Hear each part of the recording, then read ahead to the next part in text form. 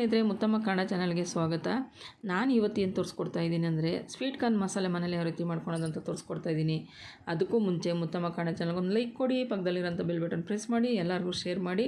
ಈ ರೀತಿ ನೀವು ಸಾಯಂಕಾಲ ಒಂದು 4-5 ಗಂಟೆ ಕಾಫಿ ಟೀ ಟೈಮಲ್ಲಿ ಮಾಡ್ಕೊಂಡು ತಿನ್ನೋದ್ರಿಂದ ತುಂಬ ಚೆನ್ನಾಗಿರುತ್ತೆ. ಸಾಯಂಕಾಲ ಟೈಮಲ್ಲಿ ತಿನ್ನೋದಕ್ಕೆ ರುಚಿಯಾಗಿರುತ್ತೆ. ಈ ರೀತಿ ನೀವು ಮಾಡ್ಕೊಳ್ಳಿ. ಸಾಯಂಕಾಲ ಏನಾದರೂ ತಿನ್ನಬೇಕಂದಾಗ ಈ ರೀತಿ ಮಾಡ್ಕೊಳೋದ್ರಿಂದ ತುಂಬ ಚೆನ್ನಾಗಿರುತ್ತೆ.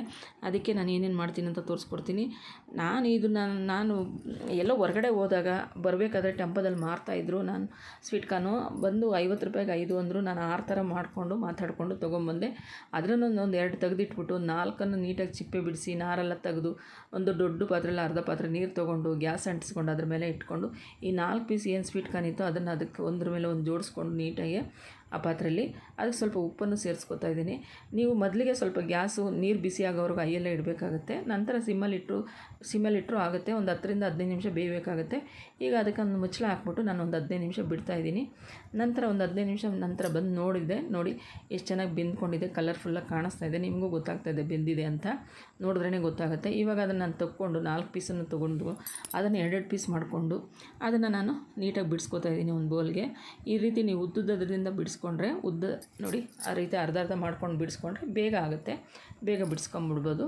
ನಾನು ಈ ರೀತಿ ಬಿಡಿಸ್ಕೊತಾ ಇದ್ದೀನಿ. ಈಗ ಎಲ್ಲ ಬಿಡಿಸಿ ಒಂದು ಬೌಲಲ್ಲಿ ಇಟ್ಕೊಂಡಿದ್ದೀನಿ. ಇದಕ್ಕೆ ನಾನು ಏನೇನು ಮಿಕ್ಸ್ ಮಾಡ್ಕೋತೀನಿ ಅಂತ ನಾನು ತೋರಿಸ್ಕೊಡ್ತೀನಿ. ಮಸಾಲೆ ಸ್ವೀಟ್ ಕಾರ್ನ್ಗೆ ನಾನು ದಾಳಿಂಬೆ, ಸೌತೆಕಾಯಿ, ಕ್ಯಾಪ್ಸಿಕಮ್ಮು, ಈರುಳ್ಳಿ, ಟೊಮೊಟೊ, ಕ್ಯಾರೆಟು, ಕೊತ್ತಂಬರಿ, ನಿಂಬೆಹಣ್ಣು ಇಷ್ಟು ಇಟ್ಕೊಂಡಿದ್ದೀನಿ. ಈಗ ನಾನು ಮೊದಲಿಗೆ ಒಂದು ಬೌಲ್ ತೊಗೊಂಡು ಅದ್ರಿಗೆ ನಾನು ಸ್ವೀಟ್ ಕಾರ್ನನ್ನು ಏನು ಬಿಡಿಸಿಟ್ಕೊಂಡಿದ್ದೆ ಅದನ್ನು ಸೇರಿಸ್ಕೊತಾ ಇದ್ದೀನಿ. ನಂತರ ನಾನು ಅರ್ಧ ದಾಳಿಂಬೆ ಸೇರಿಸ್ಕೊತಾ ಇದ್ದೀನಿ. ಒಂದು ಸಣ್ಣ ಈರುಳ್ಳಿಯನ್ನು ಸಣ್ಣ ಕಟ್ ಮಾಡಿ ಇಟ್ಕೊಂಡಿದ್ದೆ ಅದನ್ನು ಸೇರಿಸ್ಕೊತಾ ಇದ್ದೀನಿ.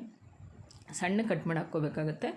ಒಂದು ಅರ್ಧ ಕ್ಯಾಪ್ಸಿಕಮ್ ತೊಗೊಂಡಿದ್ದೀನಿ. ಸಣ್ಣ ಕ್ಯಾಪ್ಸಿಕಮಲ್ಲಿ ಅರ್ಧ ಕ್ಯಾಪ್ಸಿಕಮ್ ಸಣ್ಣ ಕಟ್ ಮಾಡಿ ಹಾಕ್ಕೋತಾ ಇದ್ದೀನಿ. ಅದನ್ನು ಸೇರಿಸ್ಕೊತಾ ಇದ್ದೀನಿ.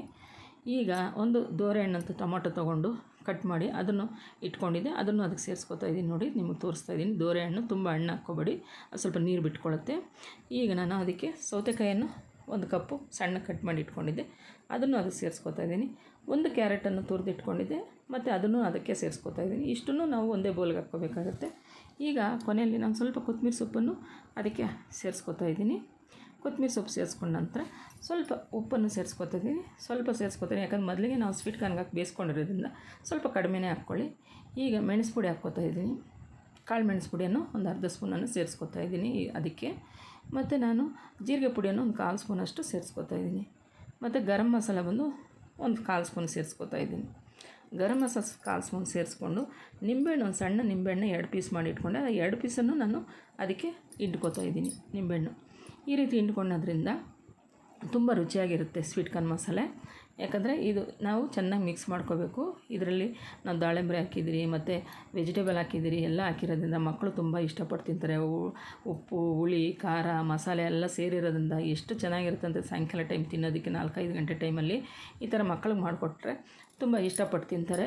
ಹೊರಗಡೆ ಹೋಗ್ಬಿಟ್ಟು ಬರೀ ಉಪ್ಪು ಖಾರ ಹಾಕಿರೋದಕ್ಕೆ ನಾವು 25-30 ರೂಪಾಯಿ ತೊಗೊತಾನೆ. ಬರೀ ಉಪ್ಪು ಖಾರ ಇರ್ತದೆ, ಒಂದು ಸಣ್ಣ ಕಪ್ಪಲ್ಲಿ ಕೊಡ್ತಾನೆ.